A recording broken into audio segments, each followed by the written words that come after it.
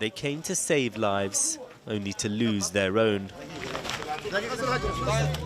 Today, the bodies of the World Central Kitchen employees killed by an Israeli strike were taken out of Gaza and into Egypt. The victims included Australian Zomi Frankom, Damien Sobel from Poland, Jacob Flickinger, a dual American and Canadian national, Saif Abu Taha from Gaza, and their British security team, James Chapman, Jim Henderson and James Kirby. Today, his cousin paid tribute to him. He knew he had to go and help people, and that was James all over. He just didn't think of himself, and I think on his past experiences of going to Afghanistan and Bosnia, he knew the dangers. He was no fool in that regard, but he just knew he had to help people. Attending a NATO meeting in Brussels, Foreign Secretary David Cameron said he's asked his Israeli counterpart for answers. I welcome what the Israeli Foreign Minister said yesterday to me about a full, urgent and transparent inquiry into how this dreadful event was allowed to happen. And we want to see that happen very, very quickly. I also welcome the fact that he spoke about much more aid getting into Gaza. It's hard to comprehend why this clearly marked aid convoy that had coordinated its movements with the Israeli military was targeted. Aid agencies only travel after getting permission from the army and provide them with details of their routes and timings. The victims fled from one car to another, but they were targeted again and then again, according to one of Israel's best-known newspapers. The report claims soldiers wrongly suspected a militant was seen amongst the convoy at an earlier stage of the journey. The strike was not carried out with the intention of harming WCK aid workers. Israel's top general issued an apologetic statement last night. This incident was a grave mistake. Israel is at a war with Hamas, not with the people of Gaza.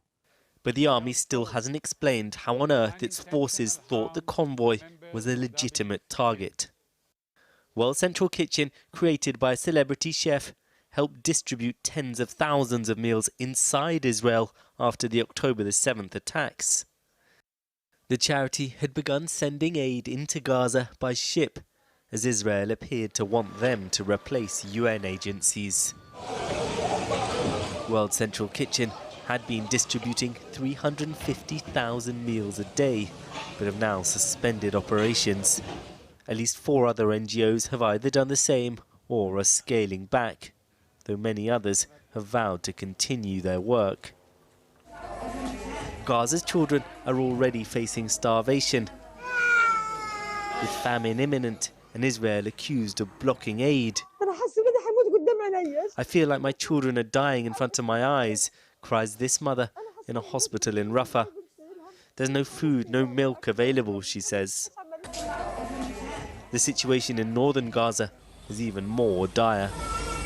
Anything that damages that response, and this incident and the withdrawal of World Central Kitchen's support to the communities is a massive impact, and it will have knock-on effect if it goes on too long. And we don't have the capacity to fill that gap. We don't have the materials to fill that gap.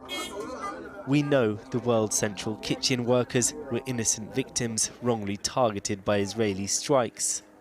How many of the roughly 33,000 Palestinians officials in Gaza say have been killed, largely women and children, died in similar fashion? Well, this is what we know about the 3 British nationals killed in the strike, all working for World Central Kitchen as security personnel. There was James Henderson, a 33-year-old former serviceman from Cornwall. He served in the Royal Marines for 6 years before pursuing a career in special security, like the job he was doing in Gaza. Described as one of the kindest, toughest and most loyal men by his local rugby club. James Kirby, who was 47 from Bristol, was an army veteran, having served tours as a rifleman in Bosnia and Afghanistan. In a statement, his family said despite the risks, his compassionate nature drove him to offer assistance to those in dire need. And John Chapman, a former SBS commando in the British Royal Navy. The 57-year-old father left the services to also work in the security sector. His family in Poole said he was loved by many and will forever be a hero. Well, the three men all worked for a security company called Solace Global, based in Dorset. One of its directors, Matthew Harding, told us what their deaths mean for such operations. The first and foremost, we think of the families and the loved ones and friends and colleagues of the three men who died, and the impact on them personally is very significant. The impact on operations is that we will clearly and have clearly taken a very close look at all of our planning, our risk control measures and our activities up to, during and after the event. I think the majority of people working in this industry are either ex-military or ex-law enforcement and have a lifetime of experience of operating in this type of environment before they embark on this type of career. Well, I'm joined now from Tel Aviv by former Israeli tank commander Ori Givati, who is part of Breaking the Silence, a group founded by Israeli combat veterans to document military abuses. Thank you for joining us. Having served in the IDF, do you trust it to tell us the truth about what happened in this and all the other incidents it's been asked to investigate? Thanks for having me. Look, I think what we all have to understand is that killing of innocent people in Gaza happens every single day. And I've seen the remarks by the military spokesperson, by the chief of staff, by Netanyahu, saying this happens in war, all of those things that are basically meant to sound good in the international community's eyes. The problem here, to your question, the problem here is that no matter what investigation the military will do about this specific incident, the policy, the way that we fight in Gaza for decades, is designed in a way that allows us to kill innocent people. Well, just explain that. How is it designed that way? So there are many different elements to that. It starts from how we select targets. What targets are considered legitimate targets? For an example, something called a militant house is a legitimate target. So if I'm here in my house in Tel Aviv, Israel would and I served in the military, right? So Israel thinks my house is a legitimate target. You know what I mean? If I'm on the other side, that's one example. Another example is that every target has a number attached to it, and that number is the amount of innocent civilians that are legitimate to kill in order to destroy that target. Mostly we're talking about as individuals, and I've just read a report that just came out now, like a few minutes ago, in The Guardian, about an AI system that selects the target. So the examples for that, I can talk about the different examples for hours. But what we all have to understand is that the way we fight in Gaza allows us to kill innocent people, and we can always say it was a mistake here and the commander did this there and so forth, but we have to understand that the problem is much, much broader. And what are you told in training about how, because these are young people often, very young people doing military service, what are you told about the killing of civilians? Look, I think that every single soldier was told, it's really broad. We're talking about tens of thousands of soldiers here. When we have to understand the spirit that comes down from the top, that I think is the element here. The spirit today is a spirit of extremely easy finger on the trigger, and that I think is one of the major causes for what happened to the aid workers, Because when we have government ministers like Ben Gvir and Smotrich, and also Gallant and others, encouraging killing, encouraging destruction, there is basically zero repercussions for killing of innocent Palestinians, not only in this war, but now more than ever. There is also no incentive for a soldier to not shoot, because there will be no price paid. I don't want to put words in your mouth, but are Israeli soldiers, are Palestinians dehumanized in your view for Israeli soldiers? 100%. And we have been, I personally, one of the things that made me come out, speak against the occupation that I took part in as a soldier is the dehumanization of Palestinians. And it starts decades ago. Yeah, it's not new for the last few months. But when you occupy millions of people, invade their homes, disrupt any kind of normal lives for them, when you treat the militants exactly the same as you treat the innocent for decades, all of them become our targets, all of them become dehumanized, and even more so when we have leaders, and this is new for the last year, we can say, leaders that are encouraging this. Ori Givati, thank you very much indeed for joining us. Thank you. Well, just to follow up on a point in last night's interview with Israeli government spokesperson David Mensa, who referred to the charity Medical Aid for Palestinians being investigated by the UK's Charity Commission for misuse of funds. In fact, although there was a complaint to the Charity Commission about MAP in 2018, the Commission did not proceed with any investigation or statutory inquiry. Aisha. Thanks, Krish. Here in the UK, Prime Minister Rishi Sunak is under growing political pressure from opposition parties to stop selling weapons to Israel. But how much of a difference would it make? Well, let's talk about this with our senior political correspondent, Paul McNamara. Paul. Well, any ban would be hugely symbolic. In fact, its impact would probably be more symbolic than significantly impeding Israeli forces. But despite a pretty testy call between Rishi Sunak and Benjamin Netanyahu last night, and in diplomatic terms, the language used was about as forceful as these calls get. Despite that, Rishi Sunak showed no signs of banning these licenses when he was asked about it today. I think we've always had a very careful export licensing regime that we adhere to. There are a set of rules, regulations and procedures that we'll always follow. And I've been consistently clear with Prime Minister Netanyahu since the start of this conflict that whilst, of course, we defend Israel's right to defend itself and its people against attacks from Hamas, they have to do that in accordance with international humanitarian law. Those rules he mentioned there effectively say that if there's evidence weapons will be used in a serious violation of international humanitarian law, then ban the licenses. Labour today is saying, yeah, we get that, but the UK government is getting legal advice on this. Let us see it. I have very serious concerns, and that is why the government must now publish that advice so that we can be clear on the law as it stands, so British citizens can be clear. And if it is the case that laws have been contravened, it must be right that those offensive arms are suspended. Now, the Liberal Democrats and the SNP are just calling for outright bans.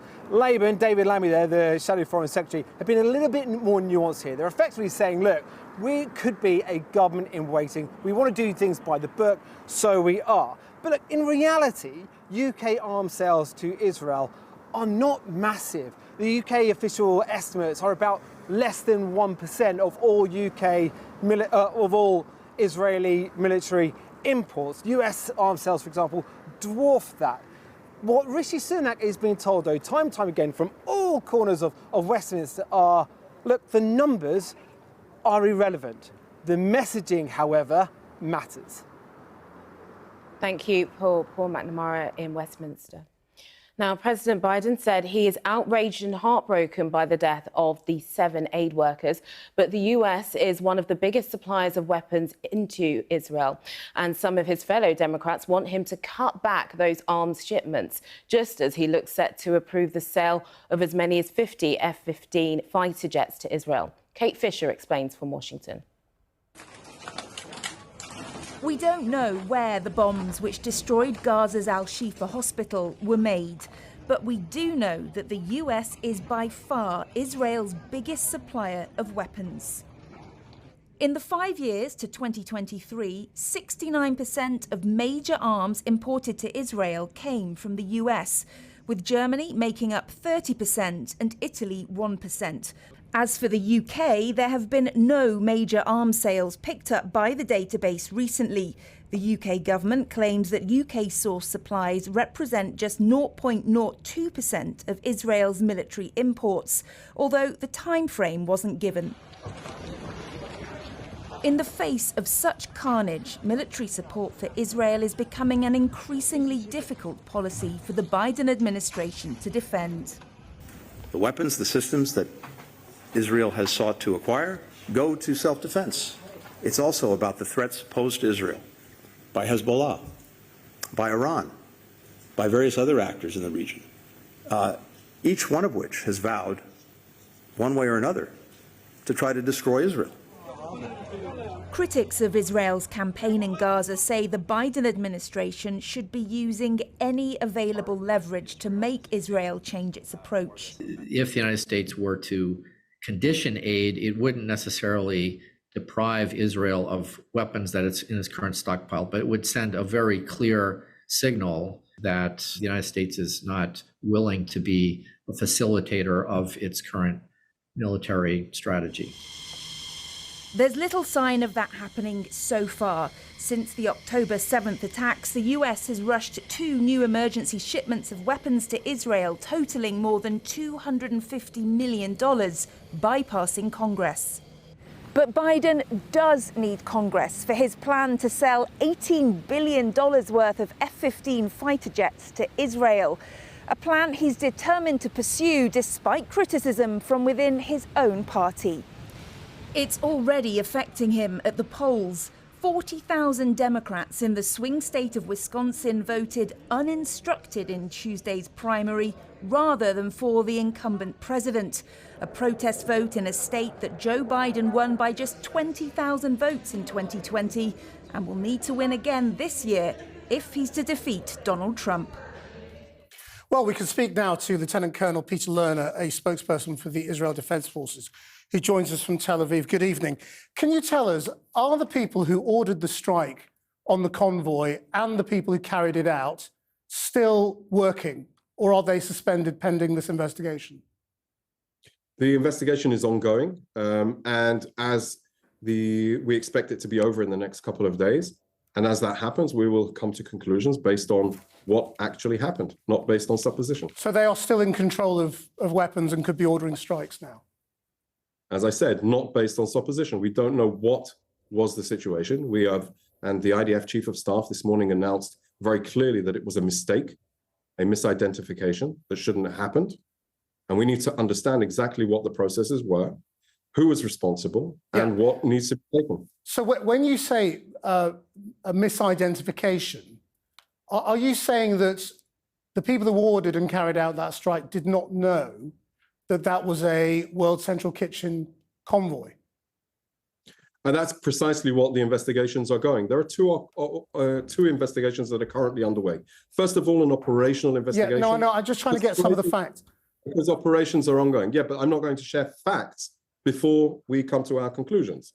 We expect that within the next few days, we will have all of the information forward and we will make a presentation, and I'll be happy to join you then in a few days to let you know exactly what the findings were of the operational investigation, but also the independent investigation. And when I say independent, it's independent of the chain of command. It's former senior IDF officers that have a knowledge and a know-how and understand the nature of this warfare and nature of the combat zone and the complexities of that battleground. And that is what we expect to be brought forward in the next couple of days. I mean, as you know, that is not what many people would regard as independent. But I understand your point about it, that they are independent of the chain of command. The Polish police are expected to now mount a murder investigation. If they request access to your investigation, will you cooperate with them? I know that we're already speaking to our allies, to our colleagues from the US, from the UK. I know there have been discussions already from a military to military perspective that are already underway. But this is a civil investigation because this is that's being talked about. Now, if the police want access to the facts of your investigation and to the people who carried it out, will you give it to them? As I was saying, I expect that we will continue to maintain our relations of bilateral military to military relations. We will share our information with our colleagues in the various militaries. And I expect that the government to government will operate accordingly. And if there is a police inquiry, then the government will instruct the IDF to do as they see fit. Right, but you don't know what the answer is to that. Okay, fine. I mean, the point is, you've released some information that is convenient to the Israeli narrative of this being a mistake. The question is, if there were 3 airstrikes by a drone on a convoy of vehicles that took place over a period of time in which those vehicles were clearly marked. It is what you mean by mistaken misidentification. Because, are you claiming that that drone did not follow that convoy when it was accompanying a truck of aid? That it only picked them up on the road afterwards in some way? I understand the interest in what you would like to know as immediately. Unfortunately, I can't share with you the nature of what that misidentification implies. Once we have the clarification, the misidentification could be who was in the vehicles, what were the vehicles, what about the other incidents? Because, we've been asking about the Médecins Sans Frontières incident in November last year. There has been no IDF response to the calls for an investigation for that. Why not? I don't know the specifics of that incident. It was widely reported. You ought to know. I don't have those details. This is a state of war now for the last 6 months that we are fighting. It's a challenge to know all of the different incidents. And what about the medical aid for Palestinians attack? Is that being investigated? I don't know. I'll have to check for you. Okay. Could you come back to us on that, please? We'd be grateful for information on that. Colonel Lerner, thank you very much indeed.